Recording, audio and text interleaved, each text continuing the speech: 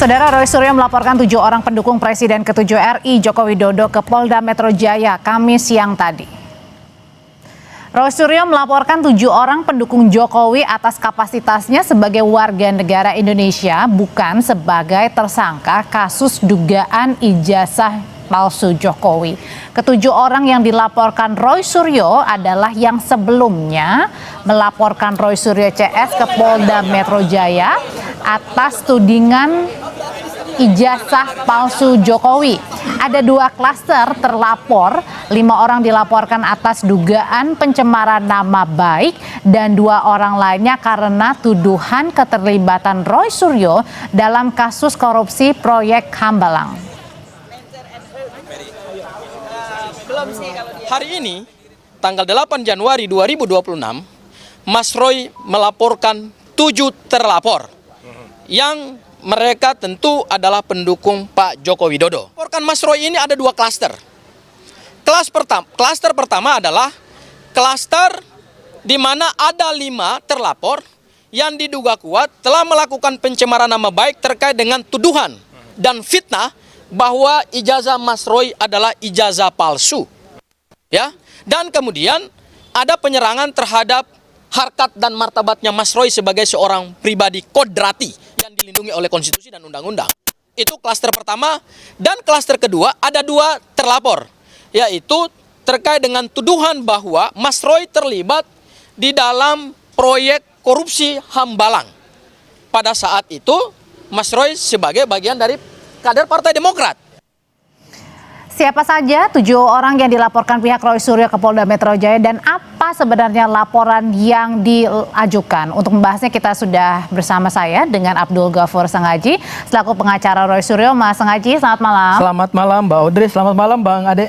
Oke, Bang Ade Dharma juga sudah di sounding tadi sama Mas Sengaji. Ini adalah Sekjen Pradi Bersatu. Jadi inisial A ini termasuk Mas Ade nggak? Ya, jangan saya.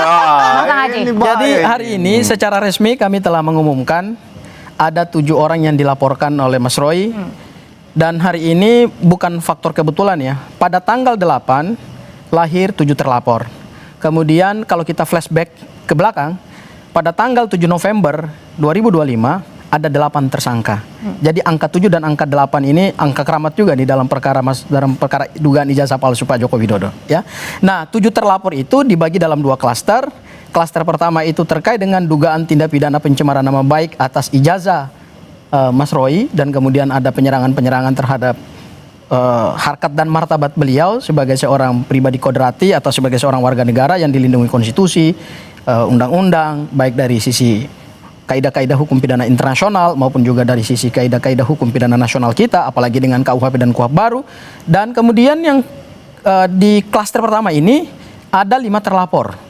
Inisialnya sudah disampaikan oleh Mas Roy pada saat kami konferensi pers tadi di Polda Metro Jaya, Mbak Audrey ya, yaitu ada yang inisial A, D, F, L, dan V. Yang di sebelah Anda termasuk juga yang saya nggak bisa sebut. Iya, harus di-spill dong, spill sedikit, spill. Saya nggak bisa Oke, sebut. kalau nggak bisa apakah A ini adalah Ade Darmawan, apakah Andi Azwan, saya nggak tahu. Oke, kalau nggak. Dan yang klaster kedua Mbak Audrey, saya lanjutkan lagi, itu pencemaran nama baik, dugaan pencemaran nama baik terkait dengan tuduhan terhadap Mas Roy bahwa Mas Roy terlibat dalam kasus korupsi proyek Hambalang. Itu ada 2 terlapor, inisialnya B dan U. Oke, kalau nggak bisa disebutkan siapa yang detailnya, nama-namanya yang terlapornya ini, pertanyaannya apakah semuanya ini yang membela habis-habisan Pak Jokowi, artinya pendukung setia Pak Jokowi? Kami berdasarkan hasil kajian kami, karena tentu sebelum kami membuka laporan di Polda Metro Jaya, karena saya yang mendampingi Mas Roy pada saat Mas Roy membuka LP di SPKT Polda Metro Jaya dan diterima oleh bagian reserse kriminal umum, itu kami sudah melakukan kajian dan pemetaan baik terhadap perbuatan, kemudian terhadap juga unsur-unsur delik, dan kemudian terhadap pasal juga yang kami laporkan.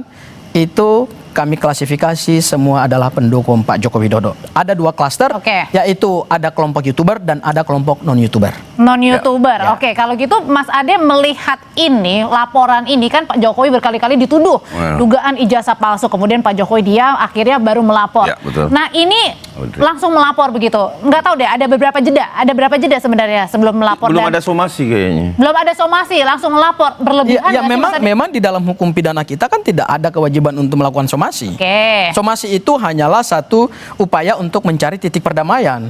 Karena Mas Roy ini difitnah, dicemarkan secara quote and quote, secara berlebihan, dan pernyataan-pernyataan itu mengandung satu dugaan tindak pidana, ya maka Mas Roy sebagai seorang warga negara punya hak untuk tidak melakukan somasi, langsung saja membuka laporan, karena hukum pidana kita tidak mengatur adanya kewajiban pelapor untuk kemudian melakukan somasi terhadap terlapor gitu, nggak ada Nah, kewajiban. kalau dari Mas Ade sendiri, Ya. berlebihan nggak nih sih laporannya? Kalau saya bilang sih ini ada situasi yang memang Mas Roy terjepit.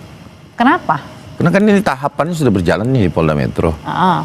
Bahwa sebentar lagi mungkin ada tahapan-tahapan yang akan dilakukan Polda Metro, termasuk mungkin tahap pemberkasan dan lain-lain sebagainya, termasuk tahap 1 dan tahap 2, penyerahan barang bukti dan juga para tersangka.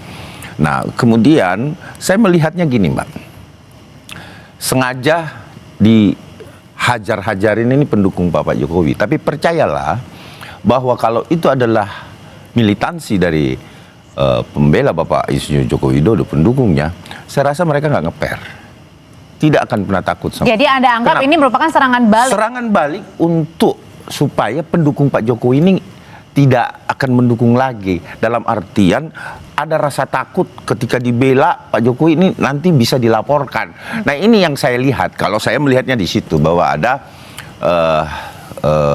indikasi bahwa ini perang yang memang sudah disetting ya, bagaimana caranya agar pendukung Bapak Joko Widodo itu tergerus.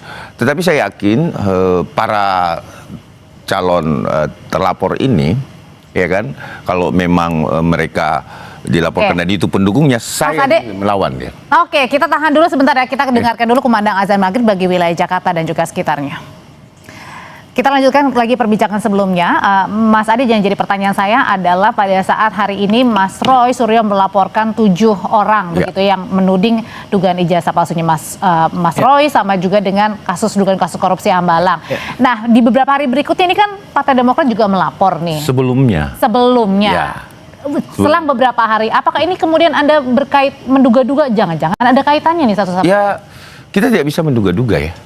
Tetapi apapun itu, saya melihat kalau laporan Partai Demokrat kan jelas tuh nama-namanya tuh nggak dijadikan satu question mark bagi masyarakat Indonesia. Ini inisial A, B, C, D dan lain-lain sebagainya.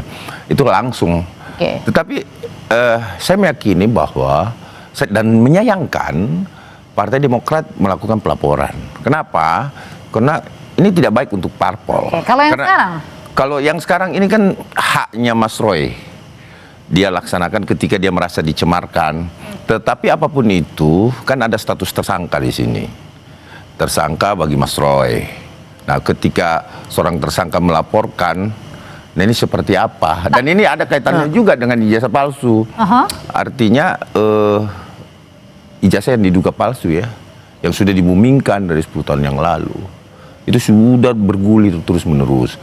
Tapi ya inilah masyarakat akan menilai ini partai politik tertentu. Oke, balik lagi ke tudingannya Mas Roy hari ini. Jadi Mbak Audrey, saya perlu klarifikasi yang apa yang disampaikan oleh Bang Ade Darmawan ya. Saya pikir dalam persoalan penegakan hukum kan kita tidak boleh berhalusinasi.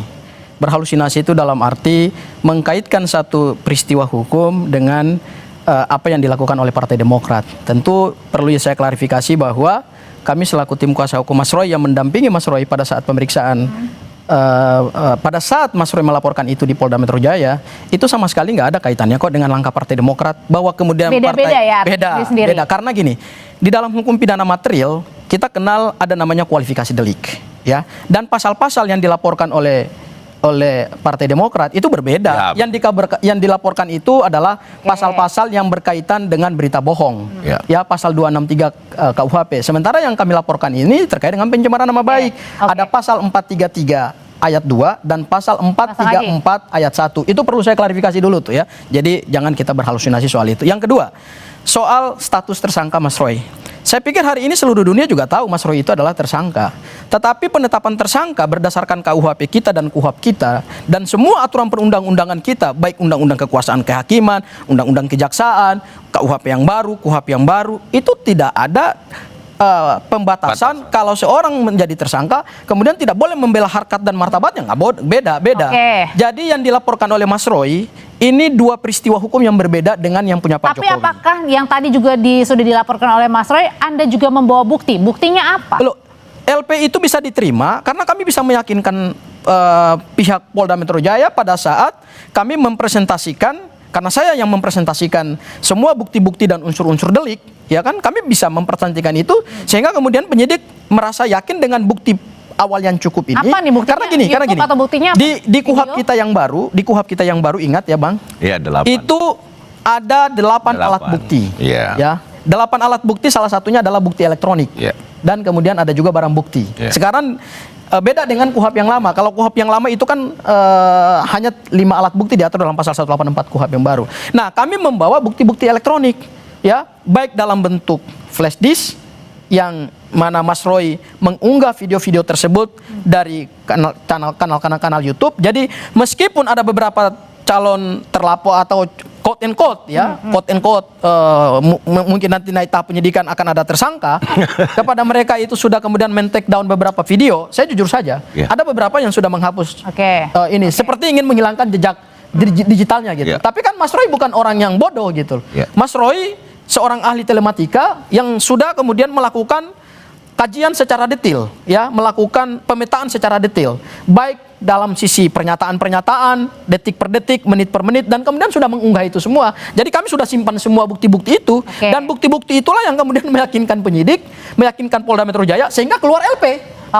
Ya, tidak masalah. Nah, kalau gitu pertanyaan berikutnya, Mas Ade, apakah kemudian dengan tadi bukti-bukti yang sudah dibawa dan diserahkan ke polisi juga menurut Anda nih sampai sekarang bulan Januari 2026 kasus dugaan ijazah palsunya Pak Jokowi sekarang melebar ke kasus pelaporan dugaan ijazah palsunya Mas Roy, belum lagi tadi dugaan korupsinya dan lain sebagainya. Apakah ini semakin melebar nggak? Jadi ujungnya ini sebenarnya yang mana nih balik? Jadi sebenarnya ini counter attack aja sih.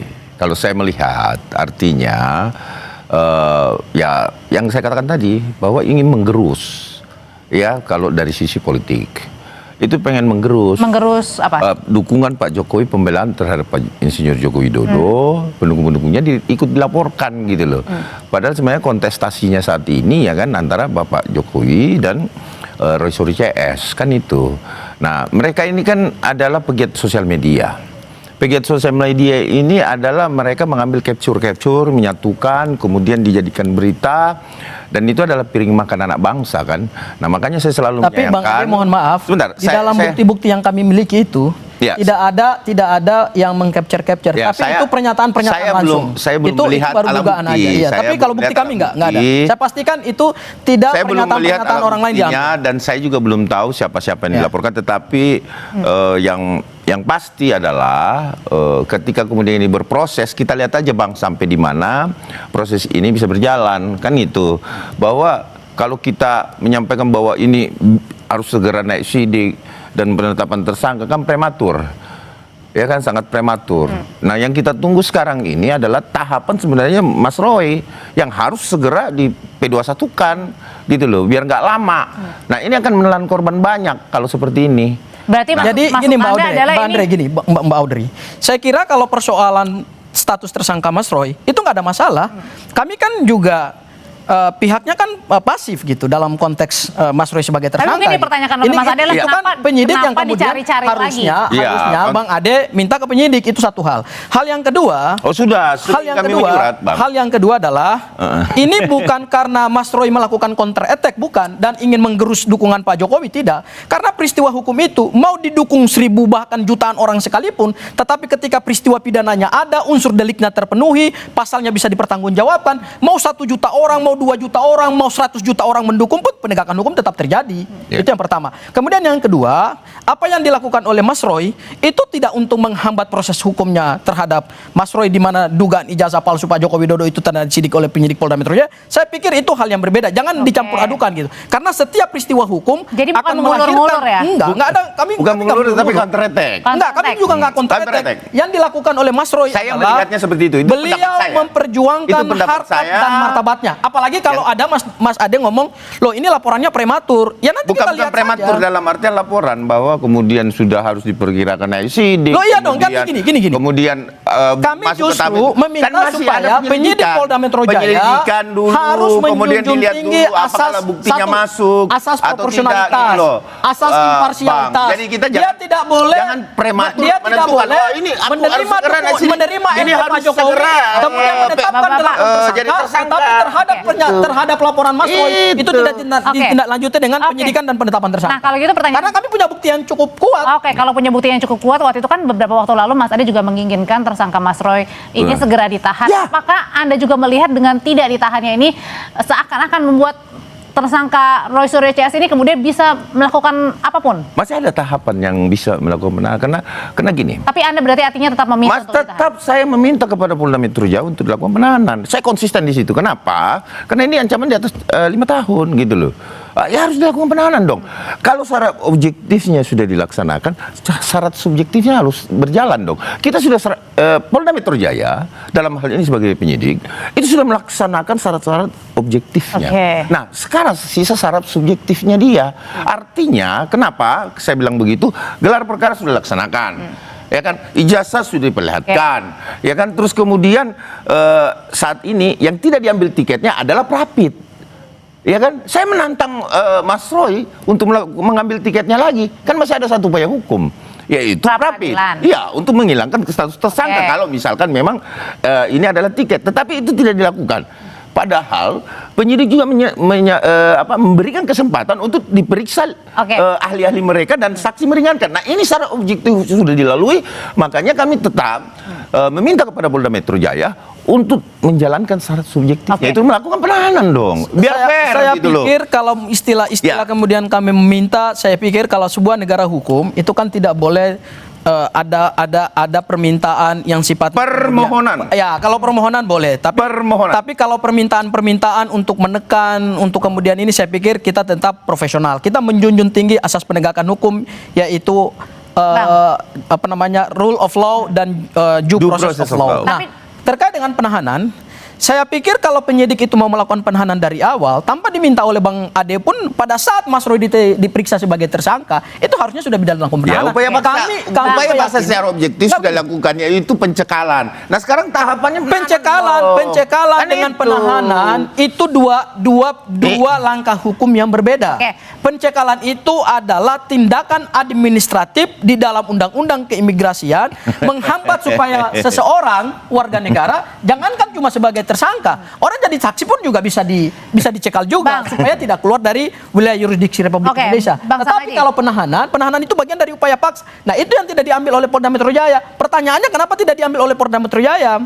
Berdasarkan keyakinan kami dengan KUHP yang baru, Undang-Undang Nomor 20 Tahun 2025 yang baru saja berlaku tanggal 2 kemarin, justru penahanan itu semakin diperketat oleh undang-undang di pasal 100 ayat 4. Yaitu bukan hanya syarat objektifnya saja ancaman pidananya harus 5 tahun. Sekarang syarat subjektifnya itu diperketat. Yaitu selain 3 itu tadi Bang, yaitu 2 kali panggil mangkir, mempengaruhi saksi, kemudian memberikan pernyataan palsu. Itu kan tidak pernah dilakukan oleh Mas Roy. Balik lagi ke topik kita soal yang laporan Mas Roy pada hari ini. Kalau gitu sebenarnya yang dilaporkan itu terkait dengan konten-konten pernyataannya atau gimana nih, kan karena tadi bilangnya pendukungnya Pak Jokowi kan yang Anda laporkan. Iya, yang dilaporkan itu kan adalah perbuatan-perbuatan. Jadi perbuatan itu kan baik yang dilakukan secara lisan, baik kemudian dilakukan secara langsung, kan ada kualifikasi. Kalau kita bicara delik material itu kan baik perbuatan itu kan maknanya luas. Perbuatan dengan misalnya fisik, kalau itu masuk nanti ke